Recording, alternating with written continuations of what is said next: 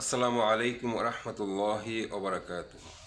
প্রিয় মনোহরদী বেলাব উপজেলার অধিবাসীবৃন্দ, আপনাদের সকলকে মহান বিজয় দিবসের শুভেচ্ছা জ্ঞাপন করছি।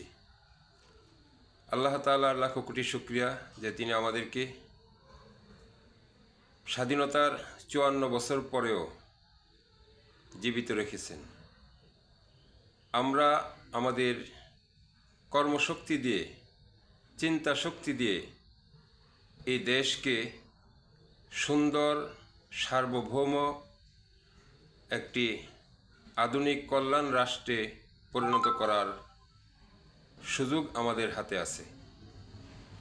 আমরা বাংলাদেশের স্বাধীনতা অর্জন করেছি অসংখ্য শহীদদের রক্তের বিনিময়ে, কিন্তু দুঃখের বিষয় আমাদের রক্ত দেওয়া আজও বন্ধ হয় নাই। এই রক্ত দেওয়া কোথায় গিয়ে শেষ হবে, এই বিষয়টা আমাদের সকলেরই চিন্তা করা উচিত। আমরা আগামীর বাংলাদেশ কেমন চাই? আমরা কি আরও রক্তপাত চাই?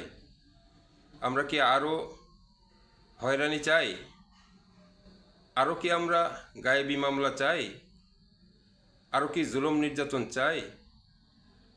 যদি আমরা এর থেকে মুক্তি চাই, অবশ্যই ইসলামকে ক্ষমতায় নিতে হবে। আমরা ইসলামের পক্ষে রাজনীতি করি। আমাদের মূল টার্গেট, উদ্দেশ্য হলো আল্লাহ তাআলার সন্তুষ্টি।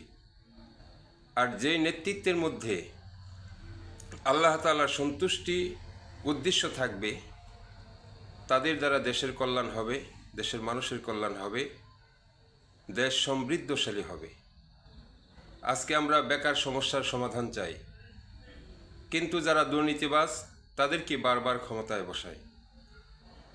দুর্নীতি যারা করবে তারা কখনোই বেকার সমস্যার সমাধান করতে পারবে না, কারণ চুরি, দুর্নীতি এটা হলো বেকার সমস্যার ক্ষেত্রে, বেকার সমস্যার সমাধানের ক্ষেত্রে একটা অন্তরায়। দেশে যদি অর্থনৈতিক সমৃদ্ধি না থাকে, চুরি বন্ধ না হয়, এই দুর্নীতি বন্ধ না হয়, তাহলে কর্মসংস্থান সৃষ্টি হবে না। কর্মসংস্থান সৃষ্টি করতে হলে দুর্নীতিমুক্ত দেশ গড়তে হবে, তাহলে দেশের সমৃদ্ধি আসবে, তাদের মাধ্যমে কর্মসংস্থানের সৃষ্টি হবে, বেকারত্ব দূর হবে।